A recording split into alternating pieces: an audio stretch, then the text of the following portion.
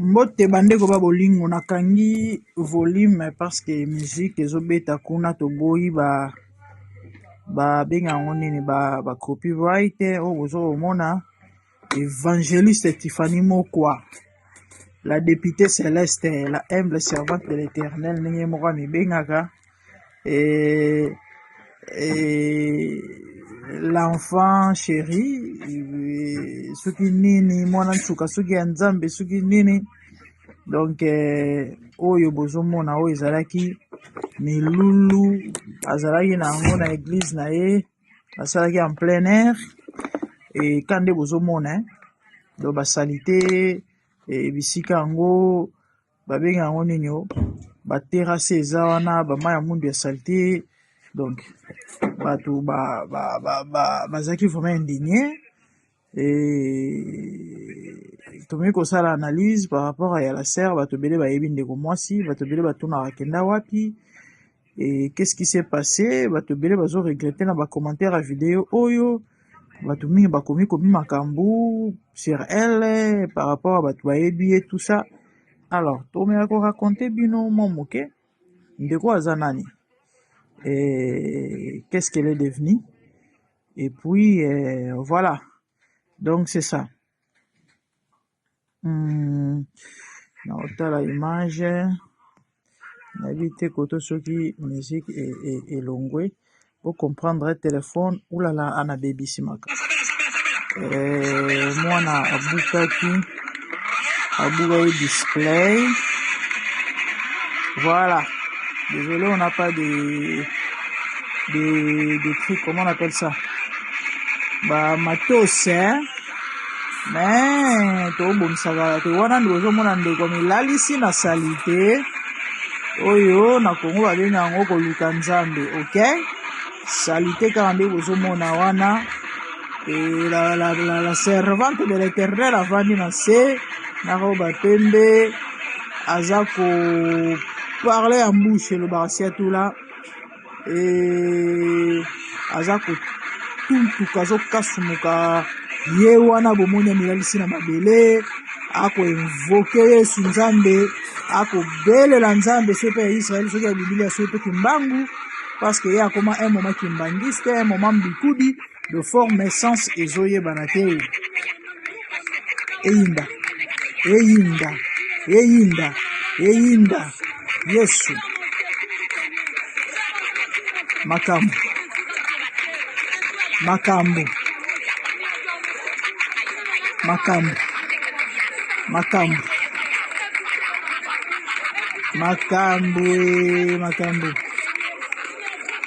soba moto wana nde balekala bakotutete parce que eza balabala non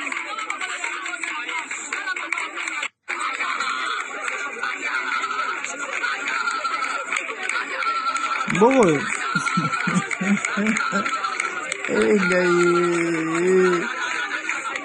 Bogo. Congo. Nzambega.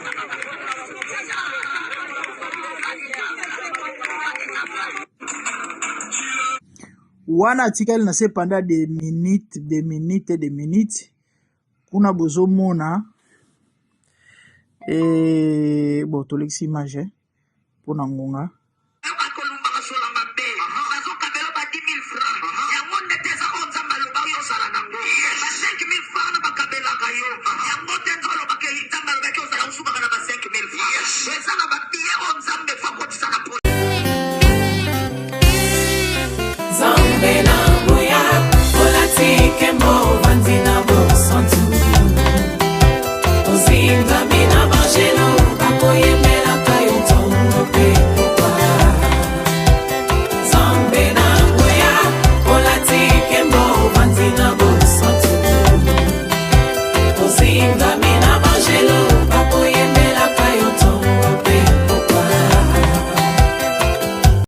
MDG TV,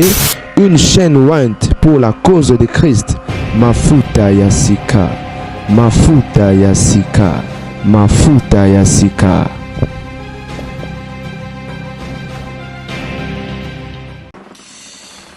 Ça y est la famille bandeo ba bolingo moko na basantu lelo to clôturer na ma vidéo oyo il est tard mais bon show ezate certainement tu continuer le lundi parce que ba dossier est tellement bébé botanga mabondeli bobondela ponanga et na musalo na osala nzamba assistenga apôtre Paul l'apôtre par excellence asenga prière ouais donc le sambo est important pour nous ça n'a besoin bosambela ponanga ndama sunga ngai hein enfin asala musalo malamu pendenge sengeli et to shite na vidéo oyo yande on a biso Tiffany Mokwa je crois ba te belé ba ebi c'est Tiffany Mokwa comme évangéliste Tiffany Mokwa nebi Rolanda vidéo oyo ndeko Tiffany na pesi mbote lobi na moni na Facebook publication post moko bonga otonde na reposta ki yango ya ndeko Tiffany na habité campagne comme babenga ngonini convention et nyonso to babenga wana bakombo wana et ba programme ya église auto sala non je sais pas exactement nini mais sinon vidéo moko ya ndeko ba osambela na libanda bobi na Congo ba prière des fois libanda en plein air siko eloko est dérangé. L'endroit était tellement sale et ba terrasse na ba maya salité place en wana o ba na ko sala prière na bango siko ba bazo sambela bandimi o bazaki ko accompagner ndeko bazo prier ba msusu na kata ba terrasse donc moni terrasse ndenge zala na ba beton wana ba nini likolo muto avandi nge pesinga una obanga ba tellement Afrika on a longoka muto dinda muto koya bazo prier koluka nzambe yangwana un moment ndeko Tiffany la servante de l'Éternel quand ndemo wa mibengaka bandeko alali na se na salité wana yana za kutu capture wana na chelibino na image bon téléphone ezali moi et binaki bon image on peut ezali penza bien penza te mais sinon na check quand même ce qu'on a ba commentaire ba tout vraiment belé ba d'accord te ba tout belé ba indigné ba tout belé mais pourquoi au sambela na salité bo mais normalité mais oui nzamba linga salité to eza milimo bebino babika ba kongolé ni mambo ekendelaka et du coup ba tout ebe ba tout mususu mais ça sert Tiffany non comment qui mbangiste vraiment c'est vraiment bon ça m'a fait penser à Tiffany. Moi je connais la sœur hein? Certainement na ebika reconnaître ngai ayebi ngai au fait parce que moi et Tiffany on s'est parlé hein on a vraiment solo binga na téléphone boni sœur to soli pendant 20 minutes mais moi kala très longtemps pourquoi on beta les solo ndeko tala mona Tiffany esala nga pasi mais bon nzambe mo ayebi asunga bisoka bana ye muto ayebi mabomba me ye muto ayebi ba vérité na ba fin fond mais sinon je vais quand même relater l'histoire bandeko lobi na lobaki yango a na vidéo mo na salaki la Bible dit mieux vaut la fin d'une chose que son commencement. Chers chrétiens, priez, demandez une bonne fin. La Bible dit les premiers seront les derniers. Il y a ceux qui ont bien commencé, mais malheureusement ont mal fini. Et il y a ceux qui sont dans la bonne voie, mais demain peut-être finiront. Il y a un dans la vidéo, une bonne fin, très important. Les hommes de Dieu, les pasteurs, les prophètes, les chrétiens demandent une bonne fin. Ndeko Tiffany, azar na chaîne na YouTube, les Nazaréens. Les Nazaréens, ils ont parmi ba chaîne ancienne, topé ba YouTube ya kala. Ils ont parmi ba chaîne ya liboso chrétienne, hein, en caractère chrétien. Et na YouTube, kala, ils ont mingi ba chaîne ba bandeko belé to yebi, to yebaka, mais oui, ils ont ba mélange. Notre chaîne sur le paganisme, musique à mokilime. En caractère chrétien, il n'y en avait pas beaucoup. Et tant qu'on a reméré pas kangama, na kisasa, hein? Na obeta masole à 15, 13 ans passés, je crois pas que tu le vois. tant Kazare me kangamaka parce que on va uta rappeler na Kazare maye nande ko Alvin la fungula ba chaîne na bango ya fungula le Nazaré Alvin Nazaré na comment chaîne Alvin Nazaré bonzambe weva na bosani mais ezalaka ebelete ba chaîne obiso to bando landaka eza yango wana bato nzambe non voilà les Nazaréens Alvin Tiffany c'était plus des témoignages et ben si occultiste machin en tout cas et chaîne mo bato bando landaka trop ouais tant le bat trop et bato bando apprécier bando linga ndeko mingi même moi qui vous parle c'était plus dénoncer bato bele basimbi kisi machin en tout cas c'était vraiment dans la bonne voie na eba même tant au Placide Masesaya au ce témoignage na ekuna a dénoncer pasteur Babez tant na episode no pasteur Babez biso to yebi kala to yebi lelo te bino nde boyebi lelo baza ozuba zuba bino biso to yebi tato kala moi shoyo pasteur Babez tant wana ba yeste na bino bimisika na siri montant yo le solo okamo baluka eba corrompre pour na nini pour aéro blanchir à souko la passer à Babez bakabele yeste à $55,000 à boya et ba noro luka eba sale mabe akima ya kokima moi je bozo mona azo ba proposition moi belé à bien té mais elle aimait tellement le Seigneur mais après n'a évité ce qui s'est passé mais moi après ça ba témoignage ba vision moi mona ba vision wana moi opesa ba détail vitant ezate yandeni ba ndako lukai pour koto occultisme ayebi na rappeler justement moke une fois beta li solo moko ba yelaye na vision mona ba yelaye courrier wana ya na poste mais bando pela moto certainement on se rappeler na kangi parenthèse na yebi eloko lekate bande ko ba bolingo mais et comment moi compliqué bref Tiffany a bimisi album ya Trône nzembo ya Trône clip wana ezala mwa ndenge clip ya Trône bueno luka on YouTube lukubika tata moko azalaka kacher abongola motema ngoma pasteur soki évangéliste bandeko mambo nzambo apesa ba témoignage deni yesu abikisi pendant que je vous parle tata nazongela na ekachi nalingana ye balukubika makambo loba na biso sko o explication nino ya opesa biso okosaka ezalaka nini wana dossier mususu certainement na osalaka un jour émission parce que nazorande tenté lukubika sali décryptage ya clip ya Tiffany moko ya Trône alobi ezaki initiation abando décrire ngone bandeli tina suka tellement ya zalaka na monde wana apesa ba élément o ezala penza que non yangingon na benga Tiffany na sele ba voix je crois à partir de contact dans les katanaga ouais et petit sopa bloquer ngai sopini les gars bref on se parlait plus hein et ils arrivent je crois avant ba confinement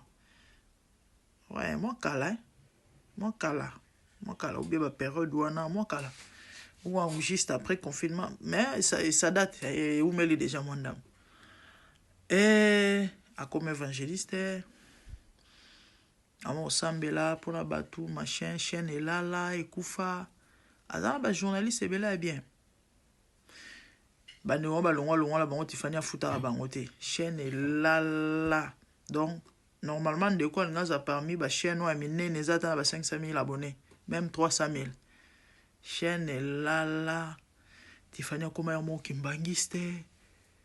moko mbikudi moko bozo comprendre sans mutute na oka pas Tiffany na oka pas si son na Hollanda yo mais bon et pour ceux qui vivent la de l'espérance de la Bible hein, quand mieux vaut un chien vivant que lion mort ils en a trop tardé Nzambe à sa grâce minga rolo bezali mais na sugi kawana chers frères et sœurs demandez une bonne fin maman ta place au outil mais bon Nzambe moka et sinon Nzambe ga sunga biso na lobi mingi. Je vis le Seigneur assis sur un trône très élevé. et les pans de sa robe remplissent les temples. Les séraphins s'étaient au-dessus de lui et criaient l'un à l'autre, disaient Saint, Saint, Saint est l'Éternel des armées. Toute la terre est pleine de sa gloire. Dans les cieux des cieux, là où vivent les rois, il y a des créatures qui l'adorent et les louent. Dans les lieux célestes, là où règne mon roi, il y a des anges qui chantent jour et nuit en sa gloire. Les 24 vieillards et les 4 êtres vivants, ensemble avec les anges, chantent ensemble en air. Ils ont réussi l'ordre d'adorer les rois, car il est l'unique, le seul vrai Dieu. Seigneur, reçois favorablement les paroles de ma bouche, car les portes furent ébranlées dans leur fondement par la voix qui retentissait, et la maison s'était remplie de fumée. Glorifie-toi. Dans les cieux, sur la terre, même sous la terre, tout est l'âme confesse que Jésus est Seigneur, car il est élevé au-dessus de toutes choses, et son nom est au-dessus de tout nom. Jésus,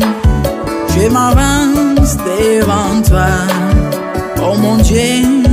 mon roi, unissant ma voix avec ceux des anges, en jetant un courant et des coups pleins de parfums odoriférants, nous rendons plein rêve.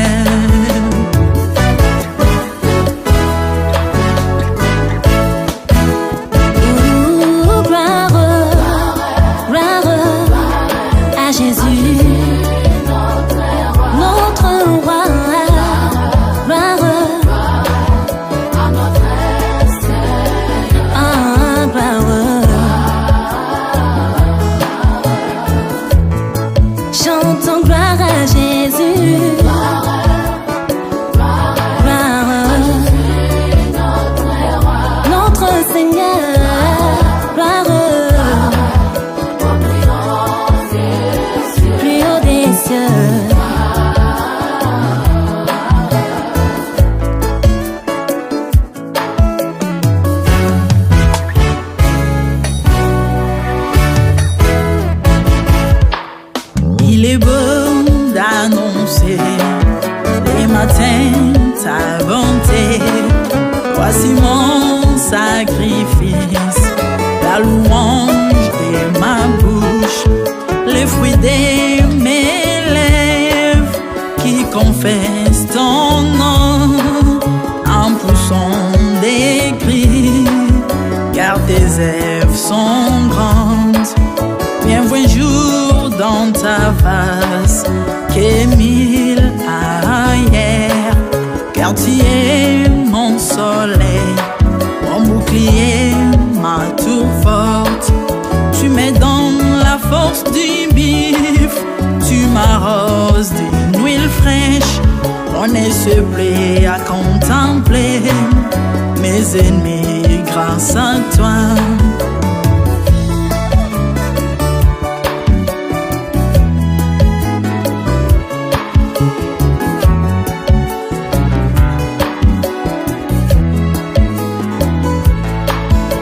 Prospère dans tes parvis, je porte des fruits, même dans ma vieillesse, plein de sève verdoyant, comme le palmier les justes croissent, et s'élèvent comme les cèdres du Liban plantés dans les jardins de Dieu. Dieu des vengeances s'élève pour venger mes ennemis. Il mettra la fin, à la malice de leurs œuvres, car il est le Tout-Puissant, l'Éternel des armées, El Shaddai Adonai, El Elyon Sabaoth.